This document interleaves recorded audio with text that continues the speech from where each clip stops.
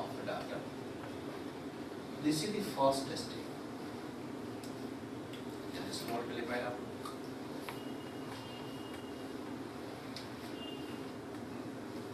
ये basic concept है. अगर कॉन्सेप्ट अच्छा है तो बाकी इंटरेस्टिंग हो.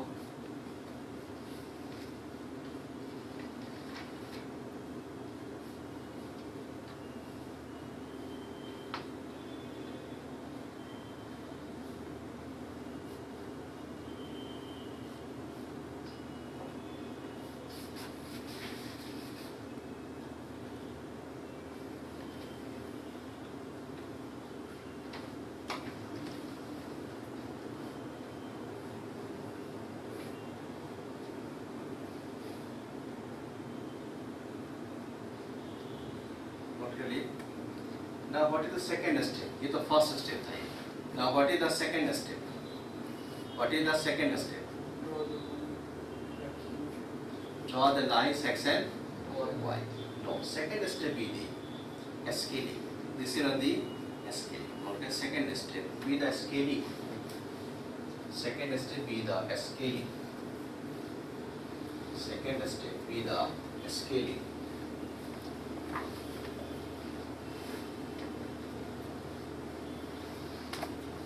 Scaling means draw the scaling means ये जो point आपने calculate किया इसको locate करना. This is the scaling. X axis, this is the y axis. क्या आपने ग्राफ पेपर देखा आपने? Have you seen the graph paper? Yes. ये बताइए एक स्क्वायर में कितने डिवीजन होते हैं? How many division in a square? 10 horizontal, 10 vertical. 10 horizontal, 10 vertical. This is the 1, 2, 3, 4, 5, 6, 7, 8, 9, and this is your 10. This is 10 small units, a small division. This is the 10 small division.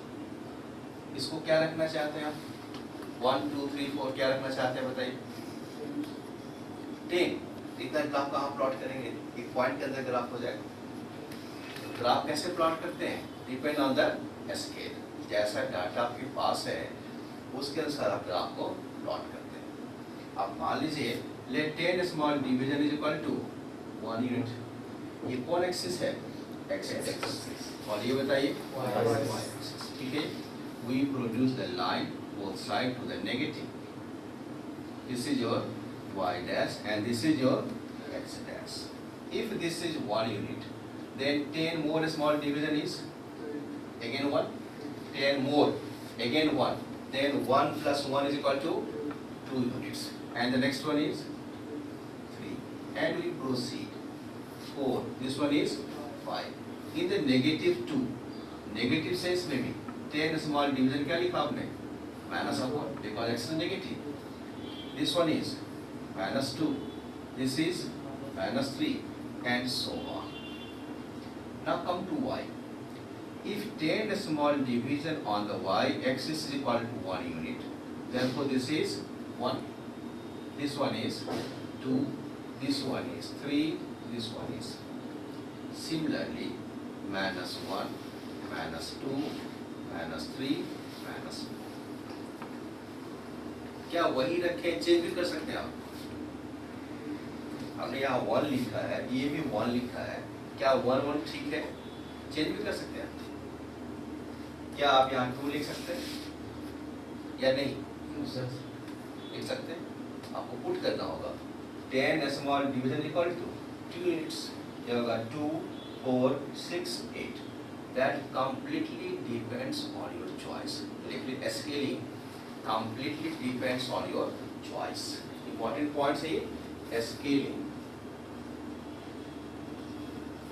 Scaling completely depends on your choice. Depends on your choice. आप कुछ भी रख सकते हैं. मैंने क्या रखा? ये 1 और 1 रखा. आप यहाँ 2 भी रख सकते हैं, 3 भी रख सकते हैं. That completely depends on your choice. This is the scaling. This is the scaling. Second step हो. Third step क्या बताइए? Locate the points. अब चेक कीजिए ये 1 1 x है 1, y का वैल्यू क्या है 1। ये 1 1 किस क्वाड्रेंट का पॉइंट है, फर्स्ट पॉइंट। 2 2 किस क्वाड्रेंट का पॉइंट है, ये फर्स्ट है। -1 किस क्वाड्रेंट का पॉइंट है, x negative y negative, third point. Means we locate the points. ठीक है, third step with the location of the points, location of points, that is points lies in which quadrant, quadrants, third step. Now the fourth step. Fourth क्या check कीजिए, fourth क्या होगा, joining the points. Fourth step with joining the points. तो सबसे पहले ऐसा करें, हम पॉइंट लोकेट करते हैं। If x is equal to 0, what is the value of y? 0. x is equal to 0, y is equal to 0. Be the first point. The second one is x is equal to 1. We locate x is equal to 1. Also we locate y is equal to 1. Clear? Now draw the horizontal line. This is the horizontal line or parallel to x-axis. Draw the vertical line that is parallel to the y-axis. And this is the point of intersection of these two lines. These two lines. And this is the location of the points.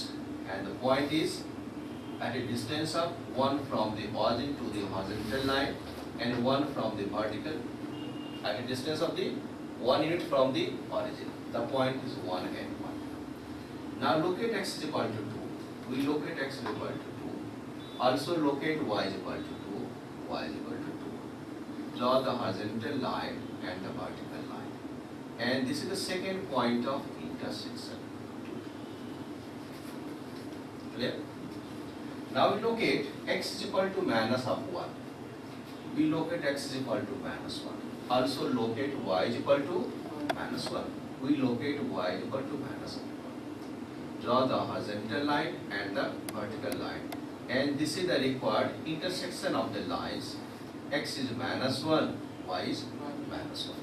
Again. Now locate x is equal to minus 2 again. We locate x is equal to minus 2. Again we locate y is equal to minus 2. Draw the horizontal line and the vertical line. And this is the required intersection, minus 2 and minus 2. These are the location of the points. Now we join.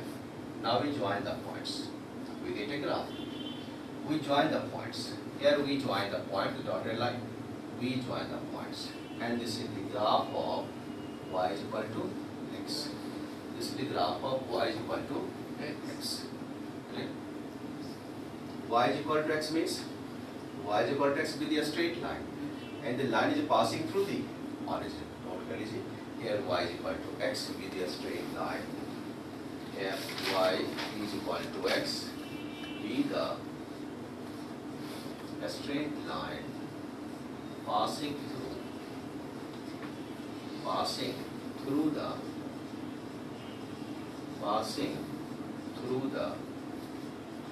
origin. This is the straight line. Now what is the maximum value of x? x का maximum value क्या हो सकता है बताइए?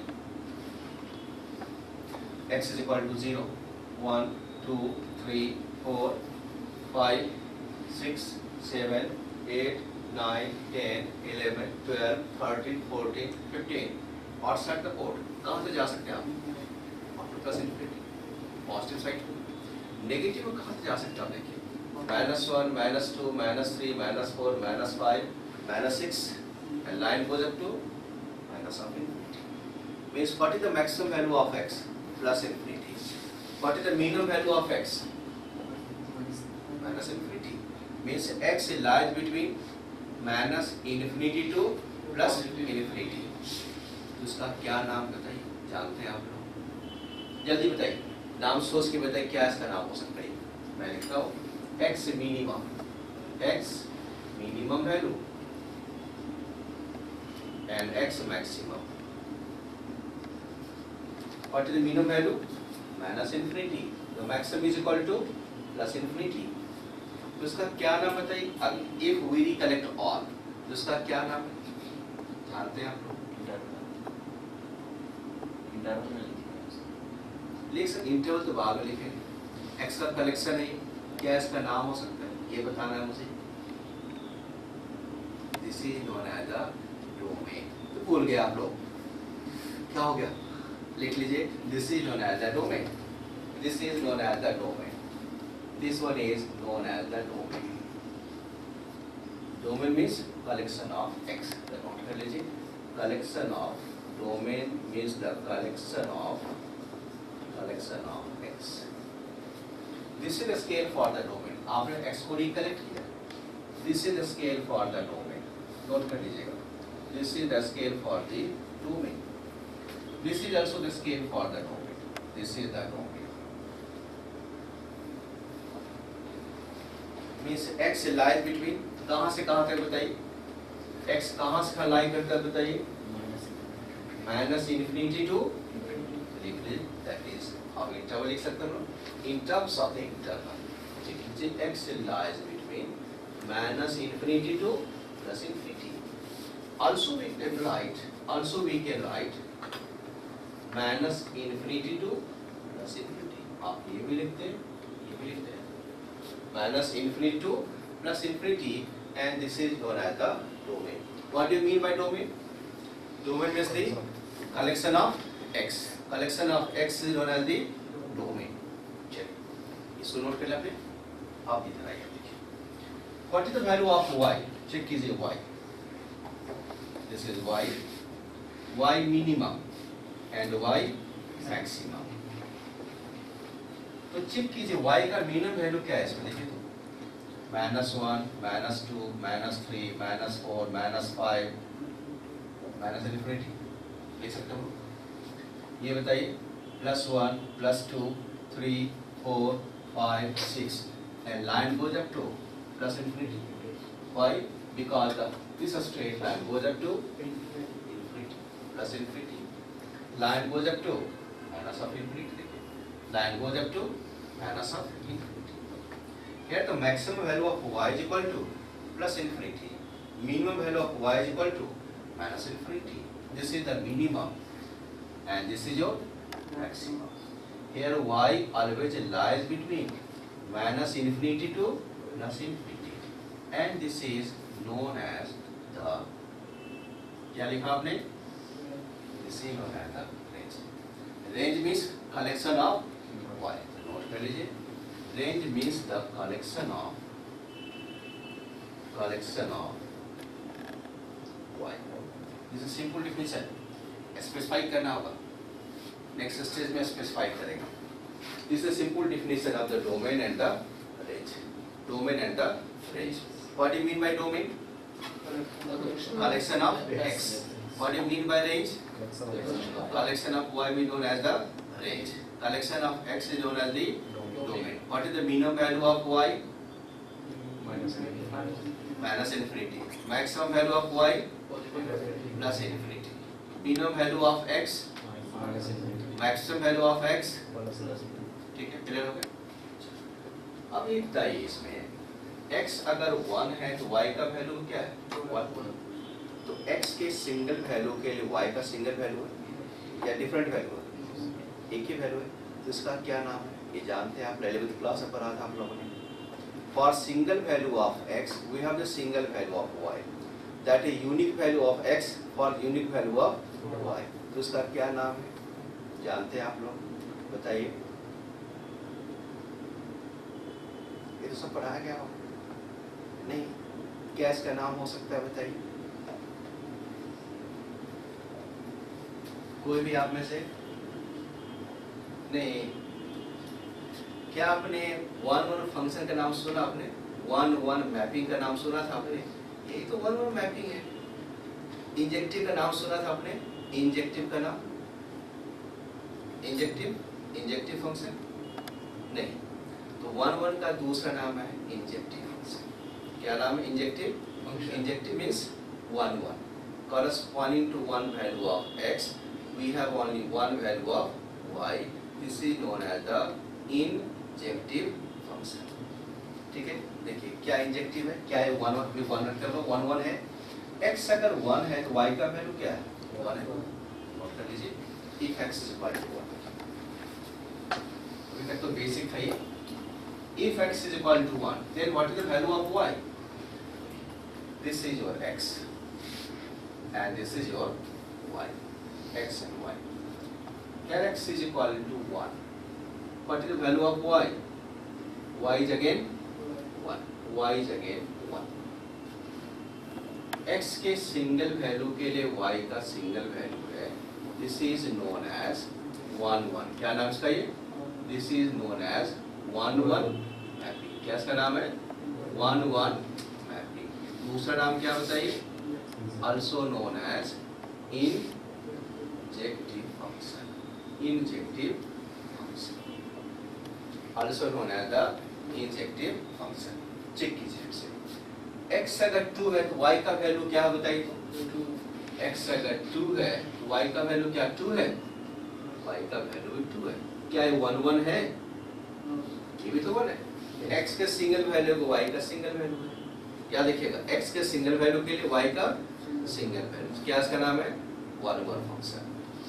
x अगर 3 है तो y का वैल्यू क्या बताइए? y भी आपका 3 है. x अगर 3 है तो y भी आपका 3 है. This is known as the image. क्या इसका नाम है? This is the image and this is known as the pre image. Image का पहले का position, this is the pre image. This is known as the pre image. y is equal to 3 कब मिला बताइए? We get y is equal to 3 only when x is equal to 3. We get y is equal to 2 only when x is equal to 2. We get y is equal to 1 only when x is equal to 1. For example, देख लीजिए, that is y is equal to 3. What is the pre-image? Here the pre-image. Pre-image किससे मिलता है? x से मिला. For which value of x? x is equal to 3. If y is equal to 3, this is the pre-image. This is the pre-image of y. किस में ये? x is equal to 3 में. And this is known as, this one is known as the range. देखिए, इसी का नाम है range. This is the complete definition of the range. Be the complete definition of a range. If the pre-image of y exists in x, then it is known as the range. Note कर लीजिए. If the pre-image, figure note करते जाएगा हम लोग. If the pre-image of y exists in x, if pre-image of y exists in x, this is the range. This is the complete definition of the range. अगर मान लो कोई element आपने लिखा pre-image नहीं है, एग्जाम्पल के लिए आपने यहाँ लिखा 2.5. एग्जाम्पल के लिए हमने क्या लिखा? 2.5 लिखते हैं. अभी बताइए 2.5 इसमें तो आ गया, किस रूल से आया? x के किस वैल्यू के लिए? मालूम तो नहीं है. कंडीशन डाल दी हमने, x is integer only. x is integer only. x है 1 2 3 आ गए. -1 भी होगा, -2 भी होगा, -3 भी होगा. क्या 2.5 इंटीजर है? क्या 2.5 इंटीजर है? या तो नहीं है. यहाँ पे 2.5 आपने लिखा है, of course they comes this the collection of y. तो डिफाइन किया था हमने, collection of y with the range, ये लिखा था आपने. लेकिन स्पेसिफाई किया आपने, if the pre image of y exists in x, this is the range. तो डिफिनिशन कॉन्ट्राडिक्टरी हो गया, नहीं हो गया? Then this collection is known as the O domain. क्या लिखते हम लोग? O domain. Collection of all is known as the O domain. If the pre-image of y exists in x, then it is known as the range. अब देखिए इसमें क्या लिखा है, इसमें क्या था? हर एक वैल्यू पर था. x अगर 1 तो y का वैल्यू क्या है? 1. Here y is equal to 1, x is equal to 1. y is equal to 2, x is equal to 2. y is equal to 3, x is equal to 3. हर एक केस में तो है, लेकिन x क्या आपका इंटीजर है. कंडीशन रखा आपने, if we have a condition here y is equal to 2.5, तो चेक कीजिए क्या 2.5 का प्री इमेज इसमें है? नहीं है. तो क्या ये रेंज है? नहीं, this is not the range. तो रेंज कब होता है? When the pre-image of y exists in x, then it is the range. Otherwise, co-domain. देख लीजिए यहाँ क्या लिखा है, ठीक है, यहाँ देख लीजिए here y is equal to 2.5 is the pre-image, क्या pre-image of y exist in x, क्या इसका pre-image x में है, y अगर 2.5 है तो क्या इसका pre-image x में है, नहीं है, तो क्या रेंज है, नहीं है, this is not the range, लेकिन this is not range, this is not the range, ये आपका रेंज नहीं है, this is not the range, तो दोनों में डिफिनेशन हो गया, दोनों में कॉन्ट्राडिक्टरी भी आ गया, means collection of all is known as the collection of all is known as the codomain. If the pre-image of y exists in x, this is known as the समझ में आ गया, तो लिख लिया collection of y, contradictory हो गया, कहाँ में contradictory, यहाँ तो ठीक था इसके लिए, लेकिन यहाँ चेंज हो गया, नहीं, तो डिफिनेशन क्या होगा, डिफिनेशन में भी चेंज, तो डोमेन किसको कहते हैं हम लोग, collection of x provided function is defined, function is y, y defined अगर है तभी आपका डोमेन है, अदरवाइज डोमेन नहीं है। देख लीजिए यहाँ 2.5 does not exist in x, 2.5 का क्या pre-image, the pre-image of y is equal to 2.5 does not exist in x, therefore it is not the range, clear? अब आप ये बताइए, ये तो 1 1 है, देखिए x का वैल्यू 2, y का वैल्यू 2, x अगर 3 है, y का वैल्यू 3, अब चेक कीजिए जैसे जैसे x को इंक्रीज करते हैं आप, y का वैल्यू इंक्रीज है डिक्रीज है, बताइए x है अगर 1 तो y का वैल्यू क्या होता है, देखिए 1 से हो गया 2, y का वैल्यू इंक्रीज हो गया, फिर देखिए 2 से क्या हो गया 3, यहाँ भी क्या 2 से 3 हो गया, x इंक्रीज किया y इंक्रीज किया, if both increase this type of function is said to be increasing function, क्या इसका नाम है, this is said to be the increasing function, जानते हैं आप पहले से आप लोग, this is the increasing function, if x increase then y also increase, x increase y also increase, figure देखिए x equal to 1 y equal to 1, x increase होगा कहाँ से 1 से लेकर 2 तक increase हो गया, तो y भी 2 हो गया, y also increase, x increase from 2 to 3 then y also increase from 2 to 3, this type of function is said to be the increasing function, note कर लीजिए, this is your increasing function, जानते थे आप लोग, और कोई एग्जाम्पल बताइए increasing function, कोई एग्जाम्पल बताएंगे आप लोग, इंक्रीजिंग फंक्शन कोई एग्जाम्पल बताएंगे आप लोग, ये तो फंक्शन हो गया, जनरल लाइफ में कोई बताइए ऐसा कोई एग्जाम्पल है, जनरल लाइफ में इंक्रीजिंग फंक्शन का कोई एग्जाम्पल है जनरल लाइफ में, कैसे याद रख लेंगे लोग, कुछ एग्जाम्पल होगा, कैसे याद रखेंगे आप, इस फ्लोर पर कैसे आए, थर्ड फ्लोर पर कैसे आए आप, स्टेज आए, घर से चल के आए थे, कितना किलोमीटर ट्रैवल किया आपने ग्राउंड लेवल तक, 5 किलोमीटर मान लेते हैं, अब देखिए स्टेयर, देखिए स्टेयर तो है, this is horizontal line, this is vertical line, x से निकले देखिए, this is 5 kilometre, first step में आ जाइए 9 इंच और 10 इंच जो भी है, ये एक्स इंक्रीज हो गए, अब एक्स कितना हो गया 5 फीट 9 इंच, हाइट क्या बताइए 2 फीट, मान लेते 2 feet, this is 2 feet, y increase, again x increase, again 9 inch, 5 feet plus 9 inch plus 9 inch, कितना होगा 9 plus 9 18, 18 means 1 feet and 11 inch, 12 means क्या होता है 12 मीन्स का 1 फीट, यहाँ 18 इंच हो गए, कितने हो गए 1 फीट एंड 6 इंच, पहले कितने फीट थे 5 फीट, अब कितना हो गए 1 feet 6 inch, means 6 feet and 6 inch, x increase हो गए, वाई कितना सही, पहले 9 इंच सही, अब कितना हो 9 plus 9 18 inch, if x increase y also increase, x increase y increase, x increase y also increase, ये कौन सा फंक्शन है इंक्रीजिंग फंक्शन है। अब यहाँ से घर तो वापस जाना है या घर नहीं जाना बताइए, तो क्या होगा बताइए,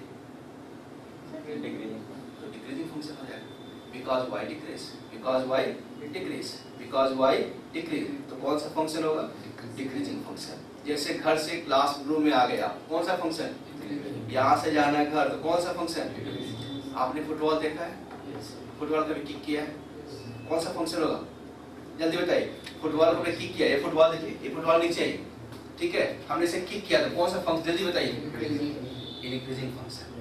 वेलोसिटी जहाँ 0 हो गया, यहाँ 0 वेलोसिटी, देखिए x decrease y also increase, ये कौन सा फंक्शन हो गया, इंक्रीजिंग फंक्शन होगा। Here velocity is equal to 0, now the height is decreasing, but x is increasing, here the height is decreasing, तो कौन सा फंक्शन हो गया, ये डिक्रीजिंग फंक्शन हो गया, समझ में आ गया। Kick of football is increasing function and downfall from the top is the decreasing function। Cricket खेलते हैं आप लोग, बॉलिंग करते हैं, कौन करता है बॉलिंग, आप बॉलर हैं, आप बॉलिंग करने जाते हैं, कैसे बॉल करते हैं बताइए, हम बॉलिंग कर रहे हैं, ठीक है, अब देखिए मेरे हाथ में क्रिकेट बॉल मेरे पास है, हम देखिए हम बॉलिंग करने जा रहे हैं, बताइए ठीक, बताइए कौन सा फंक्शन होगा, देखिए ठीक, देखिए बॉल को रिलीज करने जा रहे हैं, नाउ रिलीज द बॉल, तो क्या होगा, इंक्रीजिंग फंक्शन हो गया। बैट्समैन बॉल को किक करेगा तो कौन सा फंक्शन होगा, इंक्रीजिंग फंक्शन आ गया, समझ में, इंक्रीजिंग और decreasing function they are always related with the life, तो फंक्शन क्या है, always related with the life. ये फंक्शन मींस क्या, relation between x and y, किसके बीच रिलेशन था, ये बॉल और बैट का रिलेशन था, ये बॉल और बैट्समैन का रिलेशन है, this is the function, relation between x and y with a definite rule. आप बॉलिंग करेंगे तभी तो बैट्समैन बॉल को मारेंगे, आप रूल तो डेफिनिट है, उसको आउट करना है, किसको आउट करना है, बैट्समैन को आउट करना है, तो बॉलिंग किधर करेंगे, अपोजिट डायरेक्शन में, अपोजिट करेंगे नहीं, सेम डायरेक्शन में करेंगे, ठीक है, देखिए सेम डायरेक्शन बॉलिंग कर रहे हैं, सेम डायरेक्शन बॉलिंग, ठीक है, अगर बोल्ड होगा तो अच्छी बात है, नहीं हुआ तो रन बनेगा, ठीक है, अगर आउट नहीं हुए तो बैट क्या करेंगे, बैट से बॉल किक करेंगे तो कौन सा फंक्शन होगा, इंक्रीजिंग फंक्शन, अगर नहीं कर पाए तो क्या होगा, डिक्रीजिंग फंक्शन का हॉरिजॉन्टल एक्सेलरेशन भी आ गया, नहीं विद हॉरिजॉन्टल फंक्शन, ठीक है, ये समझ में आया, इंक्रीज डिक्रीजिंग। फुटबॉल कौन सा फंक्शन है, पहले किक करेंगे डिक्रीजिंग, बाद में क्या होगा, डिक्रीजिंग, आपने तो पढ़ा होगा फिजिक्स में ऐसा, this is the point, this is the point, this is the horizontal line, horizontal line है, this is the Y axis, यहाँ बॉल को डिस्क बॉल को किक किया आपने, ये कौन सा पॉइंट है, the point of the projection, the point of the projection, जहाँ से बॉल को किक करते हैं, the point of the projection, जिस एंगल को बॉल को किक करते हैं, this is the angle of the projection. क्या था आपने पढ़ा होगा, किस टॉपिक में, ये फिजिक्स में तो है, प्रोजेक्टाइल, काइनेमेटिक्स में प्रोजेक्टाइल में, ठीक है, this is the point of the projection, this is the angle of the projection and the path traces out, ये पाथ जो आपने बनाया, इस पाथ का नाम क्या होता है बताइए, इस तरह का पाथ बताइए, जैसे आपने बॉल को थ्रो किया, देखिए हमने बॉल का थ्रो किया तो बॉल कैसे, देखिए ऊपर जा रही है, आपके पास बॉल जा रही है, इस लाइन को ज्वाइन कर दिया, this is the point of projection with a finite point and this is the total range, this is not the range, this is the range, किसमें, in the case of the projectile, ठीक है, this is the range, like maximum range and this is the path, ये कौन सा path है, this path is trajectory, this path is the trajectory, ठीक है, time of flight भी, या time of flight, time of ascending, this is time of ascending, this is time of the descending, total time is t1 plus t2, total time traveled by the particle is known as the total time of flight।